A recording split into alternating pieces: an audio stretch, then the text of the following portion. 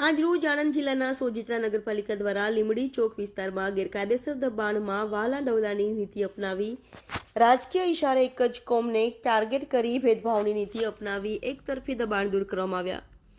તે અનુસંધાને સોજિત્રા મામલતદાર સાહેબશ્રી અને ચીફ ઓફિસર સાહેબશ્રીને લેખિત અને મૌખિક રજૂઆત કરવા છતાં આજ દિન સુધી કોઈ નિકાલ ન આવતા સામાજિક આગેવાન સોહિલભાઈ ચિસ્તિયાની આગેવાનીમાં અને સોજિત્રાના પૂર્વ કાઉન્સિલર મહેબૂબભાઈ, ઇમરાનભાઈ તથા સલીમભાઈ તથા જે લોકોના દબાણ દૂર થયા છે લોકો અને ગ્રામજનો દ્વારા મામલતદાર સાહેબશ્રીને લેખિત અને મૌખિક રજૂઆત કરવામાં આવી અને આણંદ જિલ્લા કલેક્ટર સાહેબશ્રી, ગુજરાત રાજ્ય મુખ્યમંત્રી સાહેબશ્રીને પણ નકલ રવાના કરવામાં આવી.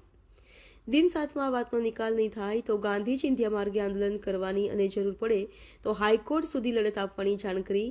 હવે જોવું રહ્યું આમાં સત્તાધીશ અધિકારીઓ સામે જવાબદાર અધિકારી સામે શું પગલાં લેશે અને બાકી રહેલ દબાણ હટાવે છે કે કેમ કે પછી પુનઃનિર્માણ કરાવાશે. અહેવાલ Zakirbhai Saiyed, the Mirror News, Anand.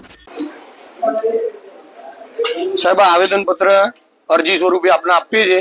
આ આપવાનું કારણ એવું છે કે ગત 20/1/2025 ના રોજ માનનીય ચીફ ઓફિસર સાહેબ, આપણા મામલતદાર સાહેબ શ્રીએ ગેરકાયદેસર દબાણ હટાવ્યું હતું. એનું અમને વાંધો નહીં, એનું સમર્થન છે કે વિકાસના કાર્યો માટે દબાણ હટાવ્યું.